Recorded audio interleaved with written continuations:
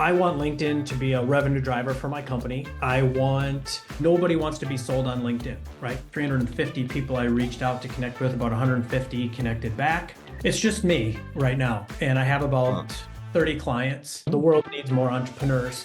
One of the hardest roads someone can take, but it's also one of the most rewarding and one of the most important.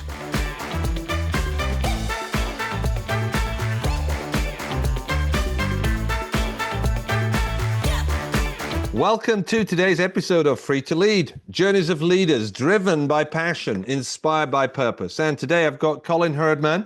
Colin's an entrepreneur, been an entrepreneur since he left college, and he helps founders and sales executives and business coaches grow their networks, leads and sales through LinkedIn. And he also volunteers to sit on the board of the MN Blockchain Initiative. All right, well, let's find out what that's all about. Colin, hi, welcome to Free to Lead. Thanks so much. Well, I'm really excited to be on the podcast today. All right, great. Well, can you tell me what you do? Because it's not quite clear for me what you actually, you promote people on LinkedIn by the sound of it, but if you give us a bit backstory about, how you got here. Yeah, for sure. So as you said, I've been an entrepreneur my whole life. I started my first company a week after graduating from college with a criminal justice degree that I never used. I never took a business, accounting, or marketing class in college. So I learned entrepreneurship kind of trial by fire and really have enjoyed all the ups and downs that entrepreneurship offers.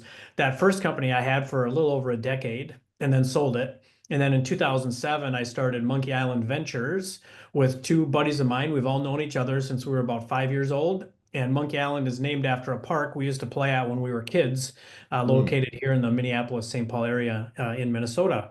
And so since 2007, we've launched probably close to a dozen SaaS products over the years. We have a digital marketing company, a software development company that have about 40 employees between the two.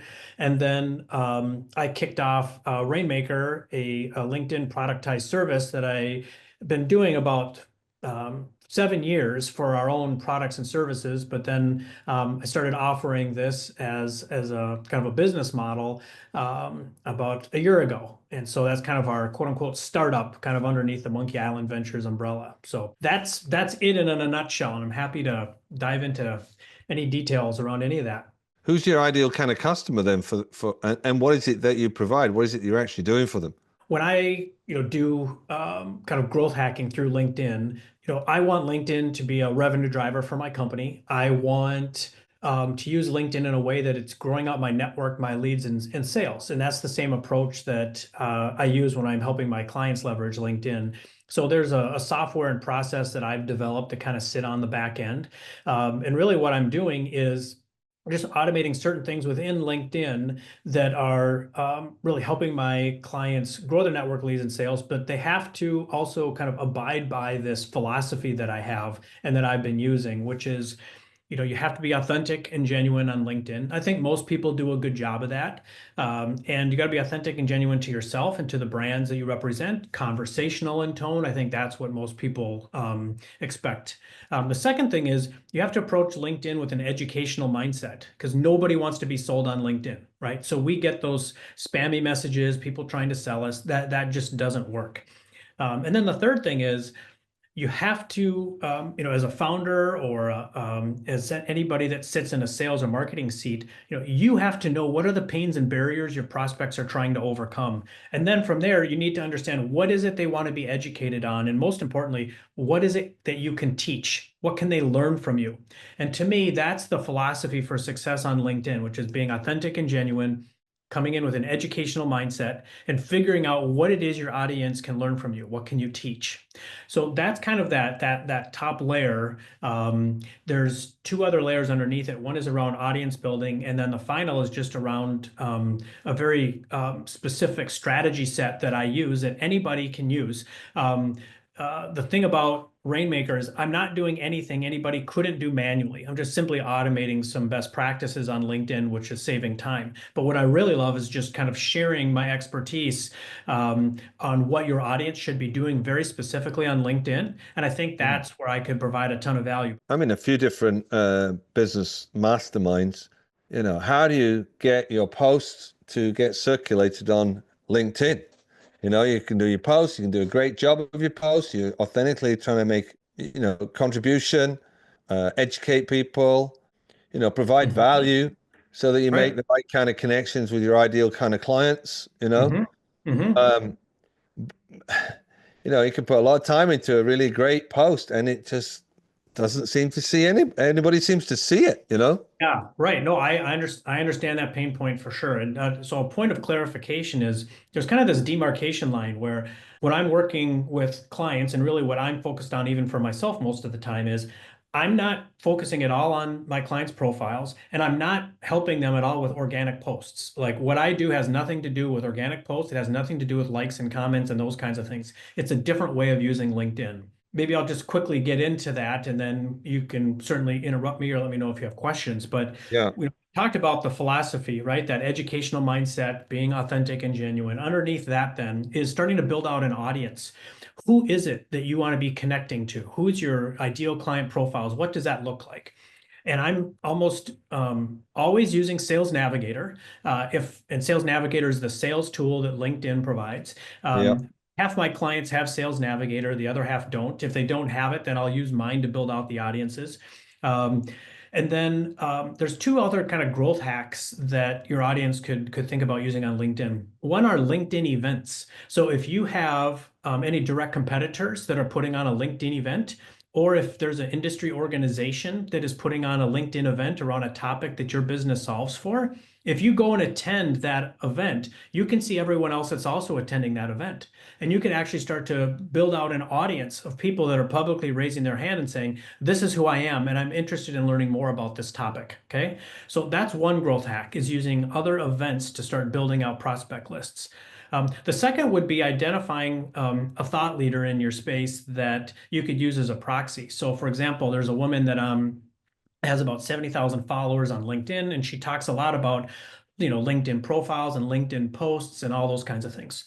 I connected with her, so now we're first connections, and because her connections are open, I can actually start building out a list through, you could use regular LinkedIn search. I use Sales Navigator, where I can say, okay, I want to see everyone that's a first connection to her, but is a second connection to me that is a founder or a sales executive or a business coach, right? Because they're most likely following her because they want to learn from her how best to use LinkedIn. Therefore, they're probably a good candidate for Rainmaker, right? So that's an example of how I'll use another person as a proxy to help me build out a prospect list. Okay. So that's that second layer around audience building, typically using Sales Navigator.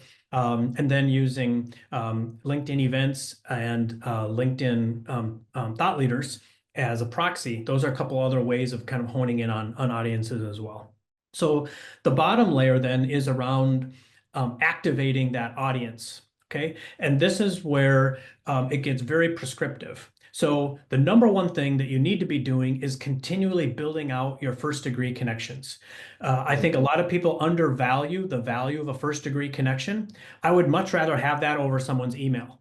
I could always work backwards and get someone's email if I felt like I needed to communicate with them that way. But when you have a LinkedIn first degree connection, it opens up all of these features and functions within LinkedIn to build relationship with these people over time. What I do when I identify an audience for myself or for a client is starting to reach out and to connect.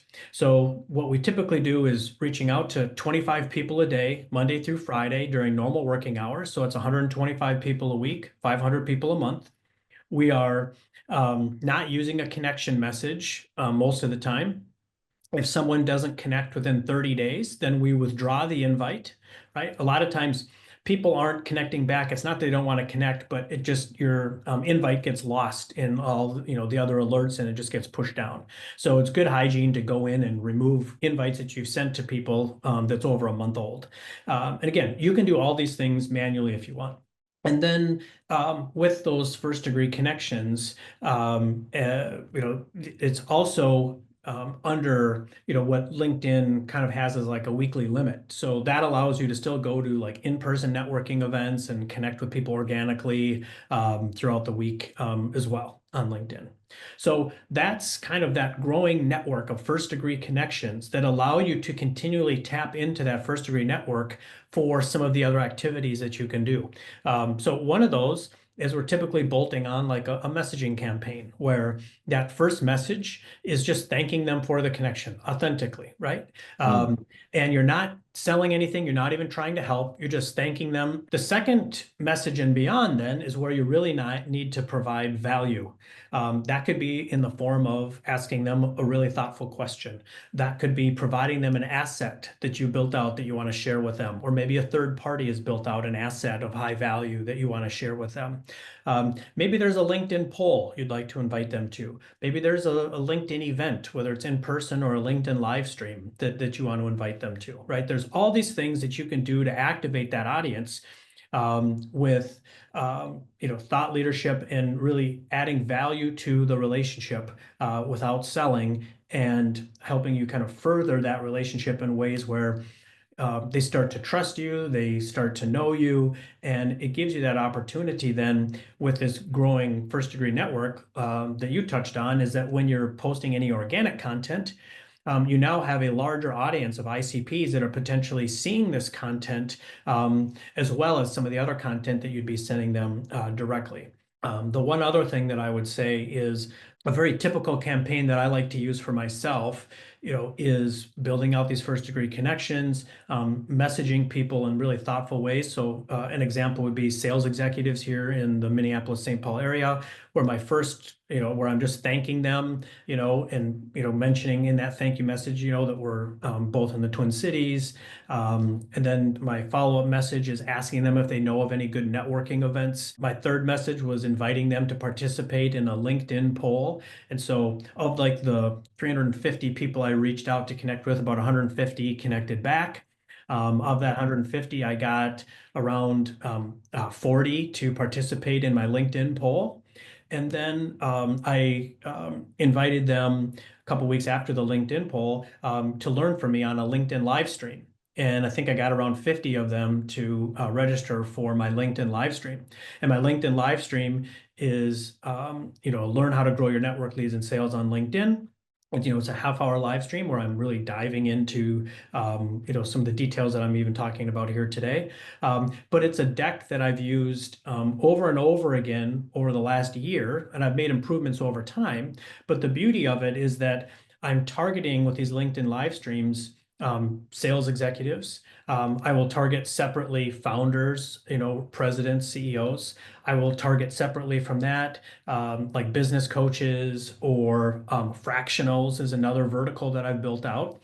And so you can use everything that I've talked about in ways of growing out your first degree network, ways of adding value to them in the LinkedIn ecosystem with your thought leadership and knowing the pains and barriers that they're trying to overcome with assets that you can give them, LinkedIn polls, LinkedIn live streams. Again, you need to position yourself as a thought leader, regardless of whether you're a founder, whether you're sit in a marketing or a sales seat.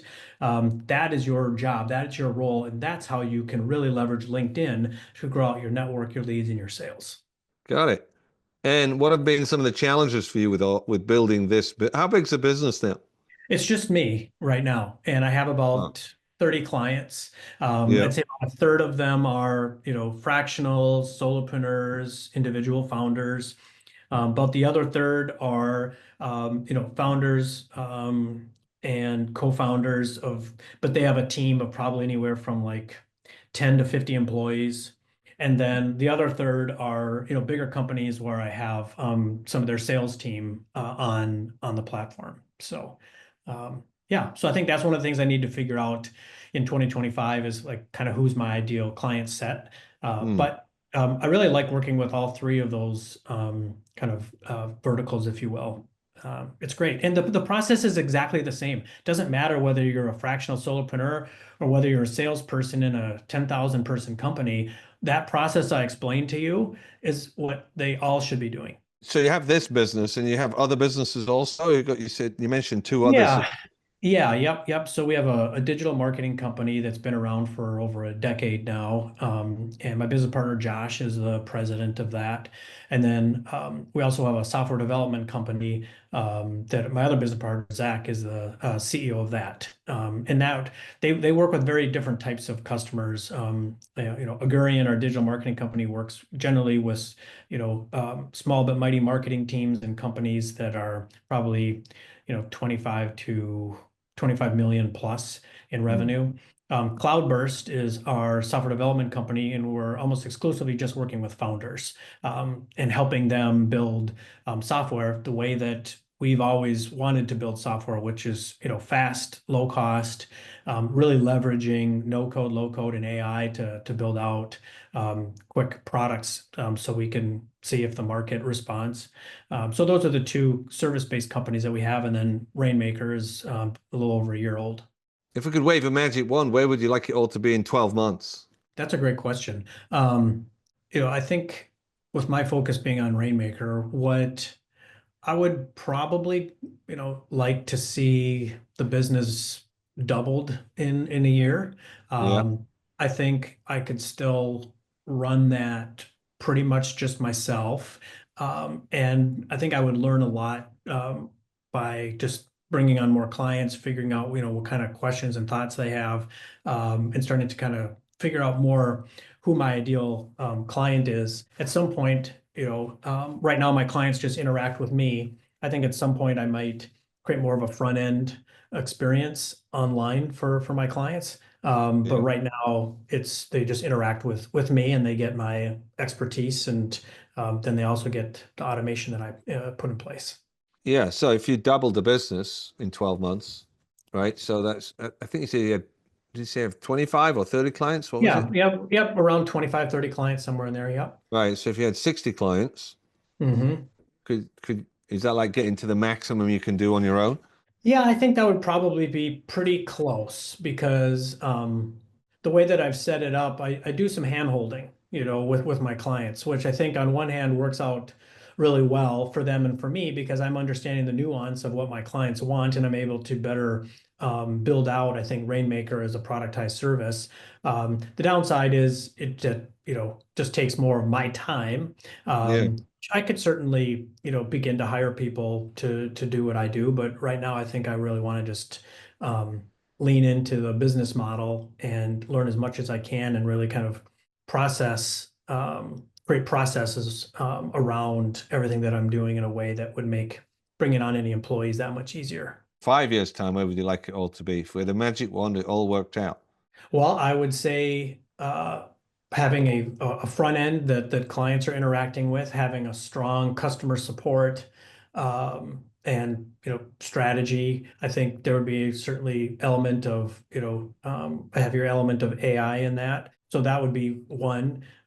If there was opportunity potentially for an exit, that could be another one. But yeah, certainly I would like to continue to build on the momentum that we have at this point. Great. And if you had just the way you said it, what would that do for you? There's some other things that we are, leaning into that are more built around supporting entrepreneurs and supporting the, like more startup entrepreneurs, early stage entrepreneurs. We have a lot of passion, Josh, Zach, and I have a lot of passion around that. The Mm. world needs more entrepreneurs. Part of Monkey Island Ventures. Vision is to allow us to help as many entrepreneurs be successful as we can. And I would love to be able to scale out some of the things that are really entrepreneur focused, where revenue wouldn't be, a key driver necessarily. It would be really helping out these other entrepreneurs and helping them thrive. Great. Great. And what would be the best part about that? Seeing more entrepreneurs succeed. Uh, you know, Entrepreneurs, I think, in a lot of ways, in even, I would include this, small business owners to start up. That's the lifeblood of our local communities, and supporting them would just mean a lot. It would mean, sustainability within those communities. It would mean allowing those individuals that want to own their own business and be entrepreneurial, if you know that to me, I think is one of the hardest roads someone can take, but it's also one of the most rewarding and one of the most important. And that's just one of the things that we're just super passionate about. Great. Well, what do you think could be, I don't know, slowing you down, getting in your way, even stopping you from accomplishing this all as fast as you'd like to? A lot of it boils down to the choices that we as founders and owners, decision makers make. And granted, most of the decisions you make that don't work out are not going to be catastrophic. But at the same time, if you're making decisions that are slowing the business down, those unintentional consequences mean you're just not moving at the speed you need to be moving. So I think to boil your question down, it would just be, trying to make the right decisions and pivot as fast as we can to mitigate, any mistakes that we're making that might be causing kind of a slowdown with the growth of our companies. Yeah. Okay. I'm talking for you personally. You personally, what do you think could be getting in your way, or what gets in your way? What slows you down? What, it inhibits you from making the kind of moves and impact you really want to make? I think some of it can be, put on us as owners, as entrepreneurs, and that would be kind of what I was alluding to, decisiveness of decisions and action.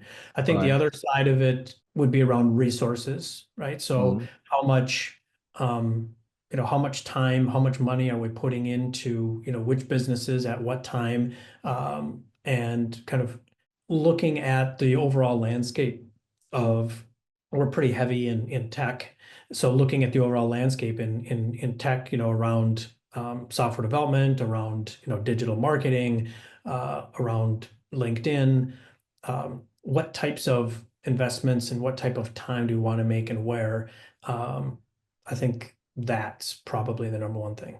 good. Anything else you can see that might be slowing you down, getting in your way, stopping you? No, I think that's it. We've been doing this long enough that we don't have a lot of questions around business models. We don't have a lot of questions around marketing, sales. It's more about, I think, figuring out what it is that we're really excited about, what do we enjoy doing, Mm, and ensuring that we're taking care of, the ongoing companies, but also leaning into other areas that we just have a lot of passion around. great. Great. So if you could speed up the decisiveness, right, and you could get the resources, what would that do for you? Well, it would probably reduce just general stress on thinking about like where the businesses are at and what the businesses need. So that would be certainly one benefit. Uh, I think having more freedom to work on the things that really charge us emotionally Yeah. is another huge benefit. If you're working on things that you're really passionate about, that's really, I think, the height of what we can all kind of yearn for when we're working on these different endeavors. All right, great. Awesome. Well, how would people reach out to you if they wanted to find out more about your services on LinkedIn and growing their network, but growing their first, what do you call it? First tier, their First degree connections. first degree connections. Yeah. Yeah. So rainmakergrows.com is the website. So I'm turning it into a learning resource as well, so people can go there. If you click on the free consultation button, that books time directly with me.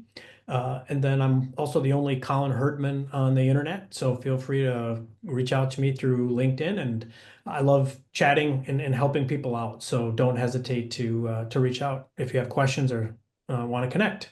Great, Colin. Thanks for being on the show. It's been great having you and quite, illuminating given the ways to grow on LinkedIn. Thank you. Well, thank you so much for having me. Well, really enjoyed it.